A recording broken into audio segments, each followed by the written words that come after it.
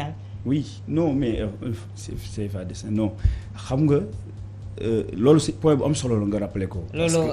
jàngat la de. waaw mais li ci ëpp solo sax ngeen ñu xam ne aussi. ñu jàpp ni intercoalition wàllu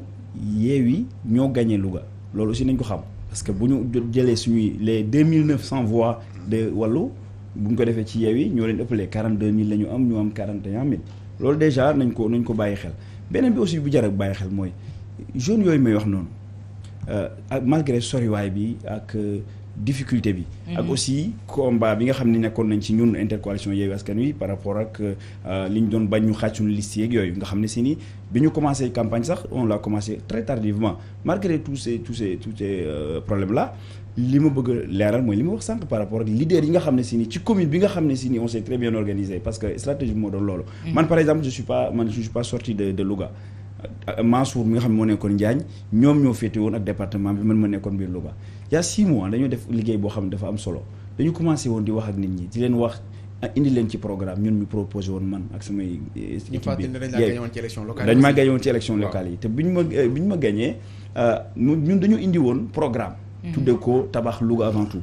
muy benn ñaareel ba li xewoon Louga xam nga waxtaanoon nañ ci polarisation des élections moo fa amoon parce que Mamour Diallo Moustapha Diop tous du pouvoir dañu defoon seen stratégie teg ay listes parallèles Moustapha Diop am 14000 voix entre guillemets je mets entre guillemets parce que après mën na ci ñëw Mamour Diallo am 6000 bu ñu ko boolee muy 20000 là à peine ils ont du mal à avoir 10 000 voix et génn nañ ci aussi ci télé bi di expliquer comme quoi que ñoom ñoo joxe ay consignes de vote fii nangam non ñun ñoo liggéeyoon liggéey bu nga xam ne si ni dañ ko continuer wax ak nit ñi wax ak population bi wax nga ko tout à l'heure ci say wax actuellement am na politique bu nga xam ne si ni ñoom romb nañ ko kenn mënatu leen a jox xaalis tout ba tax ñoom duñ xool seen intérêt. d'accord maintenant ñoom adhéré nañu à seen cause ngeen am benn acquis muy benn percée boo xam te ne opposition bi am na ko tey jii ci biir Louga. waaw tey naka ngeen di def ba consolider li ni mel parce que ni ñu ko waxee élection 2024 yi soreetul c'est à 15 mois on va dire tey jii. Comment faire pour maintenir électorat boobu. voilà loolu ñu ngi ci liggéey ma def sax transition par rapport ak li ma doon expliquer tout à l'heure ci par rapport polarisation des élections il y a quelques jours ci benn ci une chaîne de la place bu nekk fii ci Dakar ñoom ñaar ñi ma doon wax sànq yóbbu nañ fa seeni ndaw ñu fay ay millions plateau yooyu noonu xam naa ne ñun Moustapha bi nga doon wax ay ñoom laat ñoo nekk Louga amuñu 10 000 francs dëgg la mënuñu fa fay dañu dem di expliquer cette défaite là bu ñu am ñii ni ñoom ñoo joxe ay consignes de vote ñii ni ñoom ñoo joxe ay kii nangam dañ leen a xeex moo tax mënuñu amee voix loolu dama bëgg wax fii nii waa cette télé boobu ñu dañoo am droit de réponse amuñu xaalis bu mën a fay émission mais am nañ droit de réponse nañ ñu ñëw bàyyi ñu ñëw leeral muy benn ñaareel ba mooy ñun au niveau de Louga tey xamuñu ne ni opposition bi moo gagné. pourquoi ngay mesuré wu à chaque fois si Moustapha Diop ak Mamour Diallo wala peut-être percée bi nga am daf la bett ci seen kaw. parce que bu ñu la déggee à chaque fois yaa ngi insister ci Mamour Diallo Moustapha Diop Aminata Mbengue Ndiaye. xam nga ñoo leen kii cela veut dire que ni yow foogoo woon ne niveau boobu di nga fa. ak wala day comparer par rapport les moyens déployés par les autres et le peu de moyens qu'ils ont eu. de manière très humble. man mënuma prétendre nekk tolloog ñooñu dayoo. dans le sens où joxuñu kenn 100 francs. au contraire nit ñi ñooy dajal seen xaalis di ñu jox dans le sens où ay milliardaires lañu dans le sens où aussi il y avait les moyens de l'État yu nga xam ne si ni am na ñoo xam ne dañu fa indi campagne parce que am na un directeur général bu nga xam ne si ni moo jiitee Dakar Dem Dikk fii on voyait partout à Louga de Dakar Dem Dikk ay cars yoo xam ne ñoo doon jël nit ñi di yóbbu nit ñi ñun Yewwi Askan Wi nga xam dañuy cotiser dañuy dajale effectivement bu ñu leen bàccalee kenn ku nekk ci bureau de vote am effectivement loolu. ndam la ci ñun bu baax a baax. donc c'est-à-dire que tey jii électorat alimentaire boobu xeex ngeen ko ba dañ na fa. comment maintenant ngeen di def tey pour consolider avant may ñëw ci HCCT ak élection yi. voilà ni ñuy def moom mooy continuer liggéey bi en fait parce que tout simplement boo gisee décision bi ñuy doon débattre ci bu njëkk bi mooy le fait que ñun ñu du ñu dem conseil constitutionnel intercoalition bi wax ko mooy 15 mois moo des ci fii ak élection présidentielle yi te que ku ne xam na ni actuellement fii may wax ak yéen problème mu ndox boobu ñuy wax noonu problème inondation yi fii ci biir Ndakaaru problème ak un peu partout ci yenn zones yi ci biir Sénégal ku ne xam na ni population actuellement jafe-jafe yi ñu nekk porte combat boobu noonu ñun la ñuy porter fas yéene dugg ci biir askan wi wax ak ñoom expliquer leen lan moo nekk ci nax yi nga xam ne si ni ñoo ngi koy mais dañ déggoon la avant loolu élection yi bi nga génnee di wax nga ni dañoo sàcc sa ay voix yi nga xam ne moom war na maanaam dañ leen a sàcc foofu noonu à Louga nga ne du ngeen ko bàyyi noonu est-ce que pourquoi discours bi changé diggante bi parce que da nga ne woon doo bàyyi ñuy fuqati li nga xam ne moo doon volonté wu waa Louga. waaw alors loolu ça man loolu moo doon sama yéene loolu lañ bëggoon au niveau de Louga ñu ngi ci continuer aussi parce que ñu ngi continuer di def ay statistiques di xool gànde aussi. mais les tenants ont dit qu'il y a plus de poursuites. Exactement mais ils ont raison que une décision nag moo xam si ni dañ ci conformer wu totalement quand même. Parce que conseil constitutionnel moom ak li fi jàll vraiment population bi weddi na ko ñu nit vraiment duñ dem di ko dénkaat. di ko mais avant nga dugg ci beneen point bi dafa am loo xam ne dañ ko doon dégg mu koy wax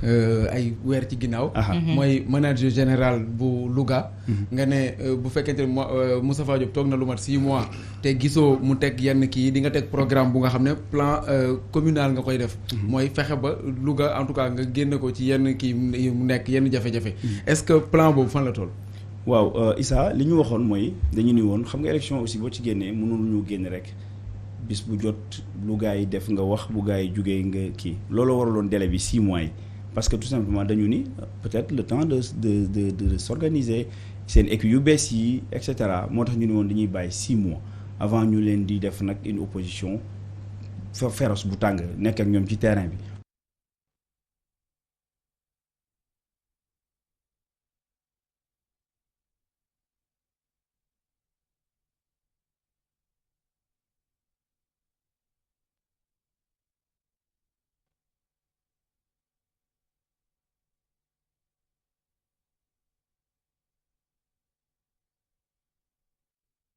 waa diaspora bi ñoo ko bind ñoo ko wax bëgg ko yéene ko Louga-tuwaay dañu ne woon rafet na Moustapha ak ses équipes defaat un PDC un plan de développement communal dugal ci propositions yu bees yi def ko malgré ça nag gis nañ ni dégg na suñu wax parce que am na ay propositions yu ñu dégg mu naan da koy def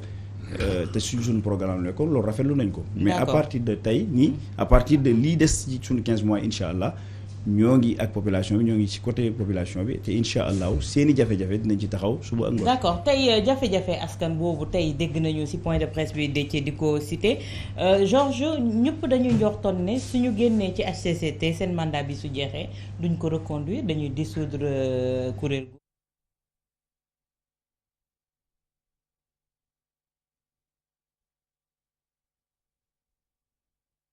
la décision de l'intercoalition Yewwi ak Wallu bu ñu demee ba ne élection yooyu nga xam ne dañ leen programmer le 4 septembre duñ si bokk parce que quand même il faut être logique munoo ne dama nekk bëgg Yewwi askan wi si métit yu mu nekkal ak problème yu am ba pare dugg ay élection yu mel ni HCCT c'est un grand scandale man tey j'ai vu l'ancien premier ministre Abdoul Mbaye mu bind page Facebook am c'est vraiment des emplois fictifs xam nga luy emploi fictif maanaam ay nit lañuy dañ leen di fay nii rek mais liggéeyuñ il faut même pas semblant de travailler ku nekk yaa ngi 4x4 Jeep boo xam ne ça coûte presque 25 millions le HCCT xam nga son budget c'est combien HCCT son budget c'est 8 milliards 500 millions 8 milliards 500 millions moo ëppale par exemple le conseil économique social bi nga xam ne il est à 7 milliards 500 millions donc ñoom ñaar rek ñaar institutions boo leen boolee ça fait 16 milliards en cumul mais HCCT lan mooy liggéeyam mos nga gis ñu présenter un bilan un comment on appelle ça encore là un document sérieux au président de la République allant dans le sens d'améliorer le fonctionnement de l'État ou le fonctionnement des collectivités territoriales xam ne ñoom la ñu représenté mais amul donc et dans une élection boo xam ne n'oublie pas que HCCT les membres sont 150 les 70 sont nommés par le président donc ça il y a donc booy dem si élection yi xamal ne déjà président si boppam 70 yi moo leen di nommé maanaam ku mu neex yow bu la neexee mu bind la nee la téye membre donc finalement élection bi ça concerne 80 autres membres yoo xam ne ñoo si des 80 autres yooyu mooy te c'est pas tous les Sénégalais qui votent parce que c'est pas un suffrage universel direct c'est un suffrage indirect donc il faut être un élu pour voter donc maanaam nga nekk conseiller départemental wala municipal donc ñooñu rek ñooy voter donc boo si demee si élection yu mel noonu vraiment dans un contexte comme tey ñoom ils expliquent par exemple leur défaite par le coût de la vie, par la guerre en Ukraine boo xam ne dafa am des conséquences, des répercussions sur la vie des Sénégalais. ñu nekk si nawet ngay dégg ay inondations un peu partout. Vraiment ngay programmer une élection boo xam ne ça va nous coûter extrêmement de l'argent ba pare son budget à 8 milliards 500 millions. Pendant ce temps il y a des Sénégalais qui vivent dans les eaux, ñenn ñi ils ont des problèmes pour joindre les deux bouts. Ça c'est pas normal, c'est pas logique, c'est un scandale. Et je rappelle tout simplement que 2012 bi président Macky Sall ñëwee lan la defoon Sénat bi fi Abdoulaye defoon moom la njëkk a tas mais non c'est pas logique que mu continuer alors que les sénateurs ils avaient encore au moins 1 an parce que ils étaient élus je crois vers 2008 quelque chose comme ça. Donc ils avaient encore quelques années pour seen mandat jeex mais bu mu ñëwee il a fait du pressing sur certains sénateurs yoo xam ne nee na mu mujjee kii sax xaw ma bon neexal leen nee leen lu leen dese seen kii mu leen def comme genre départ volontaire quoi. Donc moo taxoon sénateurs yi accepté se faire harakiri voter la propre loi qui a dissous leur institution. Et ça c'est le président Macky Sall qui avait dit que Sénat bi mënul continuer de fonctionner alors que les Sénégalais nekk ay problèmes. De la même manière qu'aujourd'hui problème yi Sénégalais et c'était les inondations en 2012 cette année aussi c'est la même problème que les Sénégalais amoon en 2012 moom bu muy jël décision de dissoudre le Sénat problème yooyu ñoo nekk Sénégal bu ñu multiplier d'ailleurs. Est-ce que les problèmes des Sénégalais gënuñu tar sax fu mu nekk nii. Donc véritablement il faut saluer la décision de l'intercoalition de boycotter ces élections-là, c'est-à-dire bañ si dem même si quelque part am na ñoo xam ne nañ si dem c'est sûr. Oui. Parce que comme genre sinécure la da ngay dem di nga sa mbootoo di nga fay ko ay salaires yoo xam ne déjà rien que la présidente du Haut Conseil son budget c'est que sa caisse noire rek c'est près ay 50 millions par mois. Alors loolu vraiment pendant ce temps-là te gisuñu lu ñu liggéey si dëkk bi gisuñu dara lu ñu liggéey non vraiment ça c'est un scandale et je crois que tous les Sénégalais malheureusement c'est pas les Sénégalais qui pourront les sanctionner comme ils ont fait avec les élections législatives. Mais yaa ngi wax c'est un scandale li ci gën a scandaleux moo di le mode de scrutin du Haut Conseil des collectivités territoriales si bu fekkee ne le président qui nomme les 70 yeneen yi c'est les élus qui votent. Donc ça veut dire tout ce que cela veut dire. Tey jii on s'attendait comme ni ma ko waxee à une solution vu les problèmes que traversent les Sénégalais. moo tax je pense que ni du ñu yem sax ci boycotté ko mais dinañ def la communication nécessaire auprès des populations pour ñu xam ne ay caaxaan lañu parce que ñun en tant que institution ay politique lu ñu mën mooy boycotter officiellement mais bu ñu sañoon sax Sénégalais yi duñ ci participer te je pense que duñ ci participer parce que tout simplement Sénégalais yi taluñu ko. élection yi ñu génn nii ku ne xam na ni taux de participation bi dafa wàcc bu baax a baax pourtant loolu sax normalement dañu ne woon pouvoir bi mooy avantage pouvoir bi la te pourtant gis nga li xew loolu lu muy wane mooy nit ñi sonn nañu li ñu wane mooy nit ñi actuellement Sénégal ñu ngi traversé loo xam ne mënutuñ ko expliquer man li may jànkoonteel ci ay cas sociaux damay mujj ma foog ma ni mais qu'est-ce qu'on va faire en fait est-ce que duñu vraiment man du ma xam sax lan laa leen di proposer comme solution. jaay réew mi ku nekk jël sa waar. ku nekk voilà comme on dit mais bu ñëw ci ACCT bi ñun aussi comme je disais tout à l'heure il faut ñu rester cohérent ñun li ñu waxoon Yewwi parce que loolu bokk na ci proposition yi nga xam ni foog daa ni numéro 22 ci suñuy proposition ci contrat de législature bi dañu ne woon bu ñuy ñëwee dañ koy supprimer bu ñu ko dindee budget boobu noonu ngay wax milliards yooyu noonu ñu dugal ko ci budget askan wi dimbalee ko nit ñi. Il faut remarquer que aussi man li ma njëkk a jaaxal boo créer une institution comme ça parce que le HCCT il faut remarquer que 6 ans la def c'est en 2016 après le référendum lañ ko créé donc 6 ans la am donc xanaa balaa boo créer lu bees balaa ngay demaat di ko renouveler nga def son bilan ba xam auditer ko def le bilan ba xam ndax askan wi naka la ko gisee est-ce que amal na njëriñ askan wi au moins nga présenter un bilan balaa ngay avancer naan dama koy renouveler ça tey je pense que bu defoon si le pouvoir avait fait un petit sondage au sein des populations laaj leen tey un micro-trottoir rek HCCT am ñoo xam ne mooy lan xamuñu njëriñam lenn rek lañ sa xam tey boo wóor na ma ne boo laajtoon Sénégalais yi ñaata membre de HCCT la ñu xam duñu la nommer 5 membres à part la présidente Aminata Mbengue Ndiaye ak leurs actions ak leur truc kenn benn Sénégalais mën na leen citer 10 membres du HCCT. mais est-ce que tey jii Issa mun nañu wax ne maintenir la HCCT amul benn rendement au contraire day yokk aide bi Sénégalais am par rapport à ce régime là te wala dañu ne comme que moom bokkatul ci benn élection il en fait à sa guise. mais pour man nag lenn xaw na ko sauver mooy mode d'élection bi parce que au moins bii élus yi ñooy voté de ce fait bu doon population directe bi ñooy voté population bi nga xam ne tey sànq bi nga koy wax sax laxat ne est-ce que nit ñi xam nañ man boog man chaque jour question boobu lay posé bu ñu ma laaj ci ACCT mooy exactement lan mooy njëriñam. parce que ministère des collectivités territoriales soo amee. moo fee Idriss Seck toog bon du ma ne amuñu njëriñ mais man je me pose ces questions là exactement lan mooy seen njëriñ ci population Sénégal bi est-ce que ñu ngi leen di sentir réellement xam nga tey jël dëkk bi yokk ci ay institutions créé waat yeneen ak yeneen yoo xam ne da ngay jël di dolli ci pourtant ci gafaay réew mi lay jóge loolu nag pour man mode de scrutin moo leen sauvé parce que bu doon comme ni ñu voté ci élection yi passé noonu la ñuy voté askan bi dinañ wane que ni HCCT bii nga xam ne moom la Aminata Mbengue Ndiaye jiite amul leen njëriñ mais bi élus yi ñooy voté bi ci topp mooy décision bi ñu jël ne dañuy boycotté du ñoom kese parce que même Bougane gis naa benn communiqué sànq bu ñu génne ñoom itam que ni duñ dem ci élection yi léegi nag dañ leen di bàyyeeg budget bi bàyyee leen ak lépp lu nga xam ne moo fa nekk ñoom ñu jël fal seeni membre nu mu leen neexe